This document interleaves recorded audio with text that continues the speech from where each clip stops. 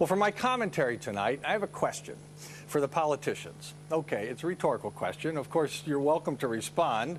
If you do, I can put your face on TV, which is, it seems, why you work so hard to get elected.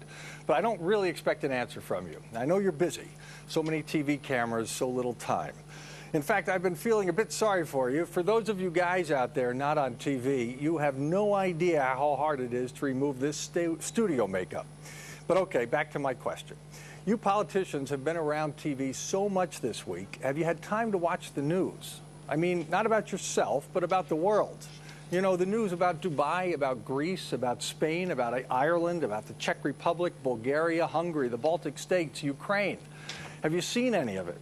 I include it on this program, maybe too much, but I do it on purpose so people here will see what other countries are doing about problems similar to the ones we have here. Have you read a newspaper? Have you talked to anyone who's read a newspaper? No? Okay. Well, let me give you a little recap on the week. On the one hand, Dubai has borrowed itself nearly to bankruptcy to build new islands and some big buildings.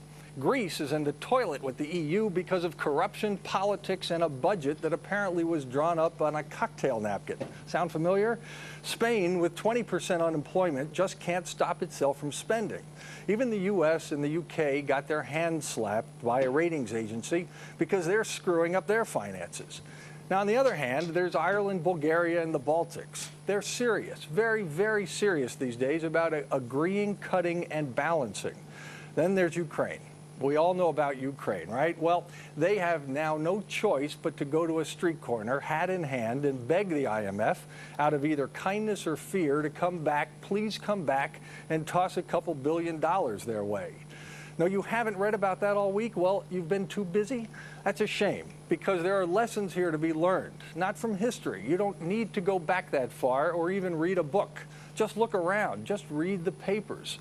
You will see in front of you one of 2 or 3 directions you will be taking Romania in the near future. Are you doing that? Instead, you're still fighting, and you're still boring us. Well, don't misunderstand. Whether the election was corrupted by fraud is important. To know that is vital. If it deserves to be overturned, then it should be. A new election should be held. The problem is that this very important issue comes after weeks of campaigning in which there seemed to be no important issue. And all of a sudden, after the vote becomes important. That is no joking matter. But neither is the budget, and I don't see anyone talking about that these days. December 10th. That was a deadline the IMF set when it said it would come back this year if a 2010 budget was submitted. I didn't see any mention of that deadline passing. And now the IMF has said it will return for a quick visit before the holidays. Well, apparently there are people working, and I say thank you. But where were the long, wonkish discussions about the budget during the campaign? And where are they now? Listen, we want you to sort out the election results. We want to know if it was a fair election. But we also want you to get to work. Our vacation hasn't started yet. Why has yours? Don't you have a job to do? Aren't you supposed to be getting a budget together for next year and explaining it to us so this country can survive? Do you really think the world has stopped while you sort all this out? Well, just look at some of your colleagues in the EU. They'll tell you the world has not stopped. Their budgets are not fixing themselves. The rest of the world, including investors, are indeed watching. And many of us are waiting. We want you to talk about the real issues that are needed to bring this budget under control. Let your lawyers sort out the election results. We want you to talk about what steps you will take. We want you to talk about the consequences if they are not taken. And we want you to talk about priorities and policies.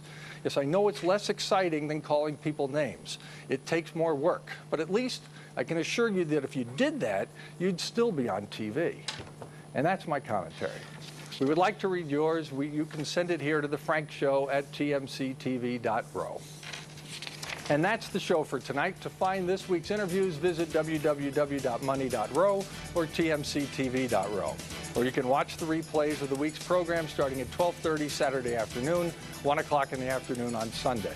And we'll be back here next week, as always, with the day's summary of business news and our interviews with some of the top business people in Romania. And we'll see you at our regular time at midnight on Monday. Until then, thank you for watching. Keep well, and good night.